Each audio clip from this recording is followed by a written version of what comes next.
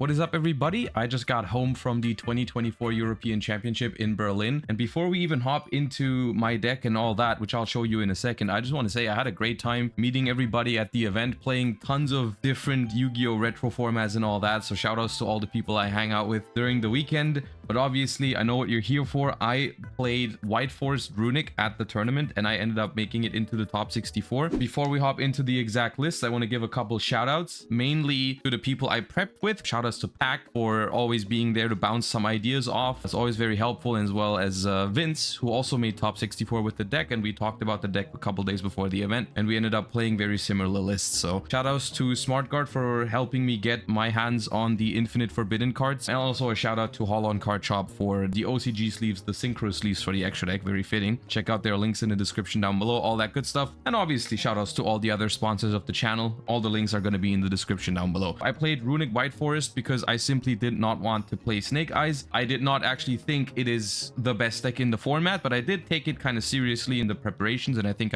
we came up with some interesting decisions or interesting choices for the list. It basically pales in comparison to some of the things that Snake Eyes or Fiendsmith engines can do, but it still is a very strong deck in my opinion, so I'm happy I was able to do it at least some justice by getting it into the top 64. So without further ado, I'm gonna go ahead and show you the cards and maybe explain a little bit along the way, because I noticed that from some of my opponents, not everyone is familiar with the White Forest cards. We've got 3 LZ of the White Forest. This card lets you send a spell trap from your hand or field to the graveyard, then it special summons itself from the hand and adds a White Forest monster from deck to hand. During your opponent's turn, if you special summon a spellcaster tuner, you add it from the graveyard to the hand. Then you've got 3 Sylvies, which is the best normal summon of the deck, level 4 tuner. If it's normal or special, you can add a White Forest spell trap from your deck to your hand, and if it's in your graveyard, as a quick effect, you can target a White Forest synchro on your field or in your graveyard to return it to the extra deck and then summon this, but its effect is negated if you summon it back that way. Both of the level 4 White Forest tuners have that graveyard effect, the other one being Rusia, however you pronounce it. This one is a special summon. If you control a White Forest monster, you can send a spell trap to the graveyard from hand or field as well to draw a card. Usually this card is not being played as a 3-of. In my opinion, it was definitely correct to play at least 2. As this is another Runick synchro combo deck, you do want to have a very high chance of opening with a bunch of Runicks and access to your tuners. So I kind of wanted to max out on the tuners, but obviously you got to deal with at some point drawing too many White Forest cards that don't work because you draw like multiple normal summons or something. This one does not have this problem, simply because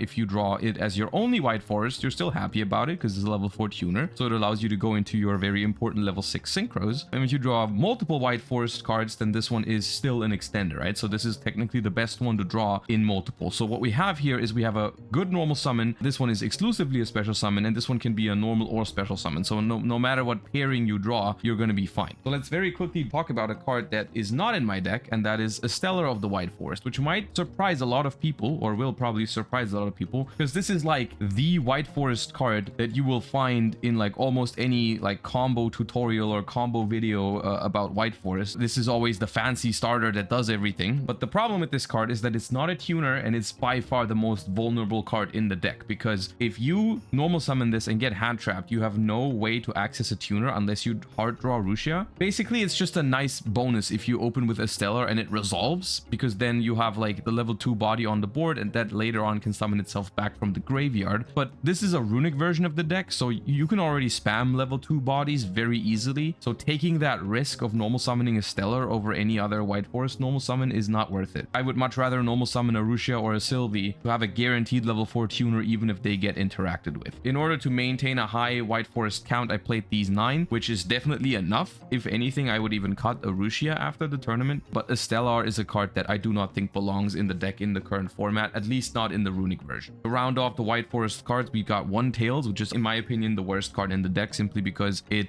unfortunately does not work if you don't already have a White Forest card. So this card does not increase consistency at all, because this card adds a White Forest monster from your deck to your hand, but you can only activate it if you control an illusion or spellcaster. If you could summon a Runick that was an illusion or spellcaster, this would be an amazing card. Unfortunately, there is none. Drawing this card alone as your only White Forest card is not great. And then there's Woes. Both of the White Forest spell traps, by the way, if they are sent for cost to activate a monster effect, they can reset themselves to the field, which also works with Yu Hugin, which is nice. But Woes is the better one, or the one that provides interruption on your opponent's turn, because it lets you special summon a White Forest from your deck and then immediately synchro summon a White Forest synchro monster, which obviously they have that one that lets you basically Book of Eclipse your opponent's board, which is very strong. Those are all the White Forest cards, 11. And then we'll move over into obviously the Runick package. Now the idea here is obviously the White Forest cards, as you can tell, are really good at providing tuners. So you can see how we can spam level 4 tuners here, very similar to what you would do with like a Quem in Runick Bestial, but you have basically more copies of Quem because you can play a lot of good White Forest starters. 3 Tip, 3 Flashing Fire, 3 Freezing Curses, 3 Runick Destruction, 3 Slumber, 2 Dispelling, and 1 Smiting Storm. So 18 quick play spells. This deck has a surprising amount of room for Runicks and non-engine because the White Forest engine is actually very slim. So it's like 11 cards, 9 of them are starters. The worst cards, quote unquote, are still free discards for Hugin. So a very efficient build. Basically, I played these 18 plus 2 Fountain, obviously, plus the 11 White Forest, which left me with 9 non-engine. Going back, I would have cut 1 or 2 non-engines to play even more Runicks. I know I say this every time I bring a Runick deck to a tournament, but in this one I really felt like I maxed out on non-engine because I felt like it was a good idea. But at the end of the day, I don't think the non-engine won me that many games. I wanted even more consistency. I wanted to guarantee even more Runick draws in certain situations, because sometimes it was really like down to, I'm resolving this Fountain, I need to find 1 or 2 more Runicks, like a little more gas, and then I can break this board or secure the game, whatever. And then sometimes I would draw into more non-engine and it wouldn't quite work out, or more White Forest monsters. That happened a couple times as well. Maybe cutting 1 White Forest monster and 1 or 2 non-engines to be able to super hyper consistently play like 19 or 20 Runick spells would be nice. But I was still happy with the 18. So that leaves, like I said, room for 9 non-engine, and I decided to go for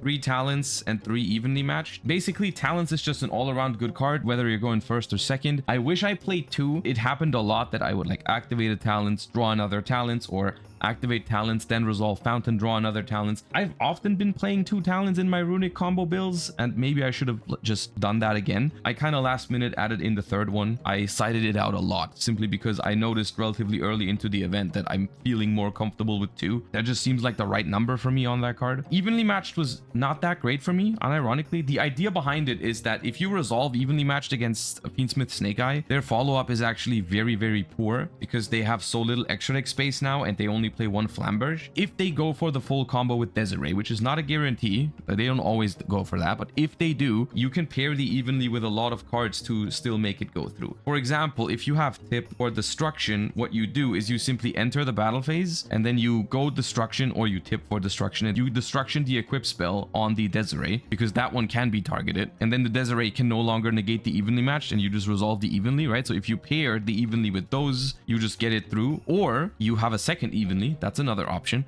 Another option is if you call battle phase, a lot of opponents will bring up the IP Masquerena with the Flamberge, make an SP Little Knight to be better off against Evenly. In that case, you can use Talents to bait the Desiree as well, or you can use Freezing Curses or Flashing Fire on the Appaloosa and then use any other Runick spell to make a Gary crash into something and then pop the equip spell with the Gary and then evenly match. There's a lot of combinations that you can use to force through the evenly matched, and worst case, even if you don't have a way to force it through, it still forces the Desiree negate, so you can maybe play in main phase 2. That was the idea. I feel like evenly was a good decision. I just didn't get very lucky with it. I had matches like my top 64 match going second into Rescue Ace. I would have definitely won if I had evenly matched. They ended on no negate, like 5 sets, full board. Not even an IP Masquerena. Like evenly matched would have totally cooked, but I didn't have it. I drew it very often going first. I drew it relatively rarely going second. I drew it off of Fountain a lot. I had double evenly matched going second against Snake Eye once, and that was the only game in the entire tournament where my Snake Eye opponent bricked and just didn't do anything. So my going second hand was actually pretty poor, but I still had to start playing because if they draw a starter next turn, I will lose because they have a battle phase. So I had to use Runicks, and both of my evenlies were dead for the rest of the game pretty much. Still, I think the decision to play evenly is fine. In a deck like White Forest, I definitely wanted my non-engine to be spell traps so that you can send them for your White Forest effects in case you don't have them. And this is one of the other reasons why I really enjoyed playing the 3 Rushas, because the send 1 spell trap and draw 1 is on paper a ±0. In this deck, very often you can just send a duplicate Runick, and evenly you don't need anymore, a duplicate Talents. So even though I did feel like I drew these a little bit too often in situations where I couldn't use them, the fact that I played 3 Rushas definitely mitigated deleted that and let me replace them with a fresh draw. So that was nice. And then there's this last card, which y'all are not gonna like to see what this is, but I did main deck 3 skill drains. This card is too powerful in this deck because all of your White Forest stuff sends for cost. So what you do is you simply flip skill drain, your opponent is under it, and then you use a Ruxia, send it for cost, or an LZ, send it for cost, and then you can play your turn not under skill drain. You can even add skill drain back with the level 8 synchro so that you can put your opponent under skill drain again. This card is disgusting in this deck. I feel like if they keep making decks that can send your own floodgates away on your own turn, they have to ban skill drain at this point. I mean, if you're looking at the current format, that card is just way too powerful. So yeah, skill drain is unironically a card that I did not even side out going second into Snake Eye, because you can just let them make the board, play into it a little bit, maybe get rid of 1 or 2 threats, set skill drain, and literally vibe under it for a couple turns until you can break their board. I didn't draw it as much, but it definitely won me a bunch of games. Going first, you actually don't really need it unless you get hand trapped a bunch. There was a couple games where I got hand trapped 2 or 3 times and then I set a skill drain and it was completely fine. There were other games where I played through literally 3 or 4 hand traps and still ended on my board, because this deck is good at playing through hand traps. If you draw a solid combination of White Forest monsters and Runick cards, it's like no problem at all. But there are some hands where like it just makes your life easier, right? You go first, it doesn't matter what kind of hand traps your opponent has. If you have a skill drain, you're probably gonna win game 1 unless your hand is terrible. I lost 1 game under my own skill drain simply because I drew like 2 talents, 2 evenly matched, and like Fountain, I think, throughout the first couple turns, and I just got beaten to death. But overall, this card is insane in general and especially in this deck. Call me a Runick stun Andy, I guess. So that's the main deck, 40 cards. I would have definitely cut a triple tactics talents for another Runick, either a Smiting Storm or a third Dispelling, or maybe even a Golden Droplet if you want to reduce the chance of drawing duplicates, is what I would suggest. Otherwise, I have no complaints about the main deck. For the extra deck, you definitely need 3 Hugins in this deck because you go through 2 almost every time on your first turn combo, and so it is, I think, really important to have the third one to protect from Duster or Lightning Storm. In the grind game, the third one also just comes up. I also played 2 Garys. There's a very specific reason for the second Gary, which was that I wanted to try and fit Daigusto Emerald into this deck, but I couldn't. It was Gary and Emerald or 2 Garys, and I felt like because there's no guarantee I can actually resolve the Emerald, because they might just negate it or get rid of it when I summon it, I'm just gonna play the second Gary and play it safe. I did miss Emerald 1 or 2 times throughout the tournament, but the second Gary came in handy a lot of times. 5 Runick Fusions is a good chunk. You know, usually you will play like 4, but I feel like it was worth it. And that is because this next part, which is the White Forest synchros, is super recyclable because your level 4 tuners always shuffle these back into the deck. The best one is Diabel, which you try to end on. This is a level 8 synchro that if you summon it using a tuner synchro monster, you can add any spell trap from your graveyard back to your hand. Whether it is a Runick tip that you activated earlier in the turn. Another cool thing in this deck that you can do is very often with talents in earlier Runick decks, it was like you open talents and you're like, well, do I discard it for Hugin? Because if my opponent doesn't have a hand trap, then I won't want it.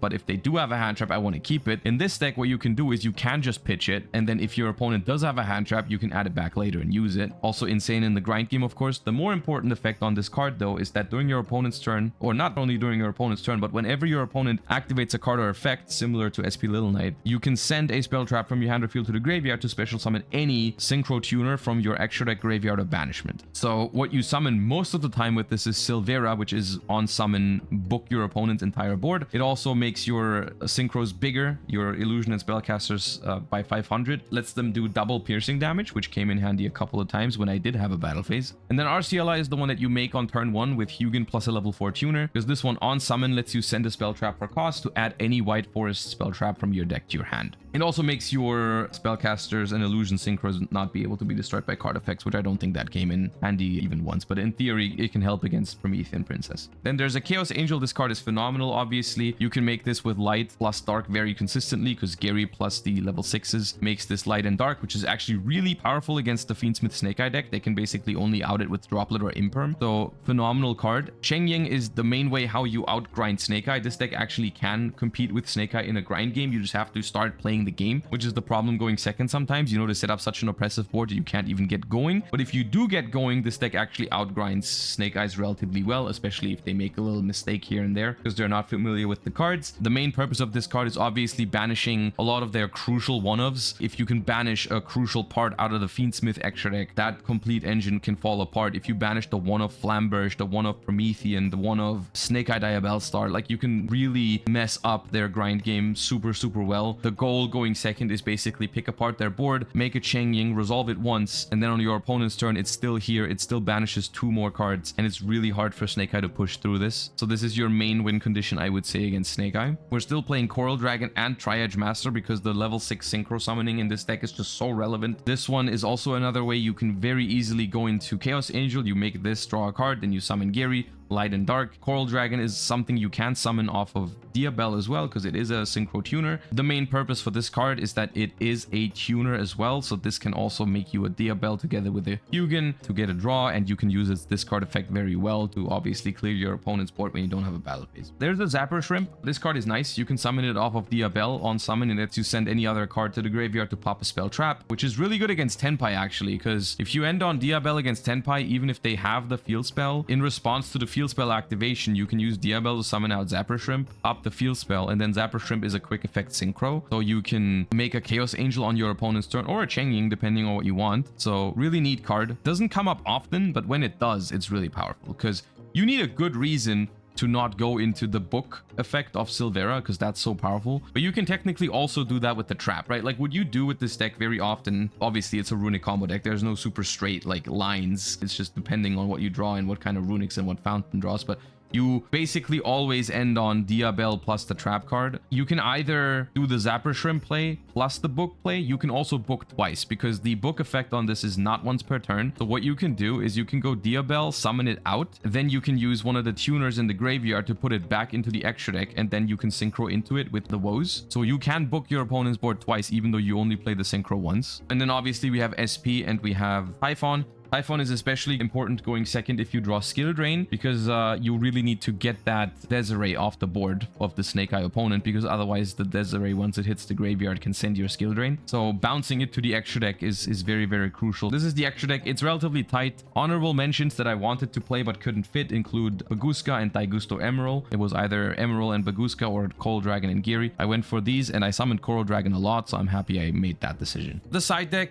3 Phantasme and 3 Mole Charmies. My philosophy is basically I already play a good chunk of non-engine in my main deck for going second, and I don't really want to oversight into non-engine. You can't afford to draw too many non-engines unless your non-engine just draws you more cards, right? And so I decided to go with these two. I already played Phantasme in my Runick Bestial for Bologna, so I was happy to add Mole Charmy to that pool of cards that just give you more cards going second, right? Rather than siding more board breakers or whatever, I would rather just have cards that draw me more cards. For going first, because I'm playing the evenly matched in my main deck, I need something that I can side in every single matchup. So I used 3 Ashes. It gives you at least a small chance to draw a hand trap against stuff like Gimmick Puppet FD or something. It's unlikely that one hand trap is going to help against decks like that, but at least the chance is not 0. The same reasoning goes for 1 Effect Veiler, which in some matchups is better than Ash. You can search this off of the Arciela. Earlier I said it searches every Whitewood. It also searches any light spellcaster, so it can search Effect Veiler. I didn't feel like that was necessary for game 1, because if I'm comboing game 1, I am winning game 1 with this deck. You notice there's no Omni Negates in this deck, so if there's like an evenly matched and stuff like that, it can hurt. So post side, I would prefer to go for a line that searches an Effect Veiler than a line that combos super hard, right? Because then if your opponent evenlies, you can like keep the fountain, have an Effect Veiler in hand, and maybe that's fine.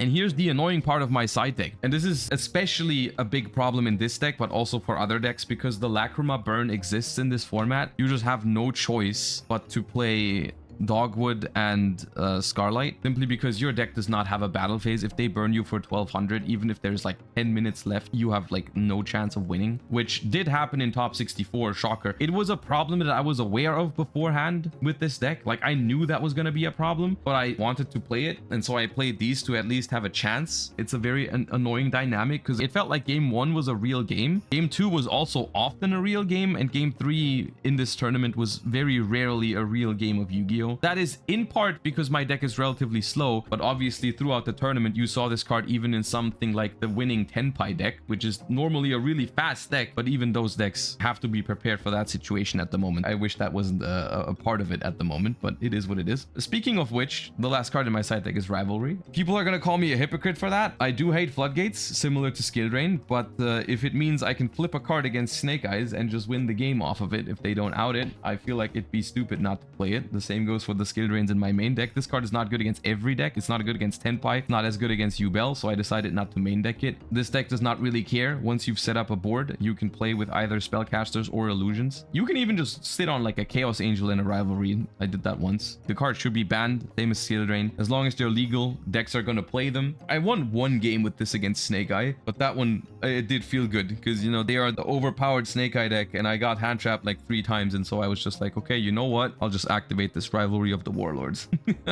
I enjoyed this deck. Part of me enjoyed the fact that it was an uphill battle. The Tenpai matchup is actually relatively good, even though I lost the Tenpai in round 1. I beat all of my Snake Eye opponents, even though I did get lucky a couple times, but that's always part of it. Obviously, I lost the round 8 feature match to Runick Stun, unfortunately, which is kind of ironic, I suppose. I definitely see the irony in that. And then I lost in top 64 to Rescue Ace. I had a good time with the deck. I think this deck is very, very strong and could potentially enter top tier in the future. It is not top tier right now because Snake Eye and Fiendsmith stuff in general does outshine it, and it has a specific problem with the burn that Fiendsmith does as well. So as long as the Fiendsmith engine is super meta, which is probably going to be for a while, the Runick version of this deck is going to struggle. But if the August ban list does some wonders, like these cards are phenomenal tuner engines. That's about it. Yeah, shoutouts to everyone who came up to me during the weekend, said hi. Shoutouts to everyone who cheered from home. I was very happy that I was able to deliver a result with a deck that I spent a lot of time working on. I hope you enjoyed the profile. If you did, make sure to leave a comment or a like or subscribe to the channel. You know, all the things that would help me out a ton. Next step for me is now focusing on the Master Duel World Championships in September. So I'm hoping we can go for a good performance there again with the team. Until then, I'll see you guys over on Twitch. I'll see you guys here on YouTube. Thank you for watching. Bye bye. Peace.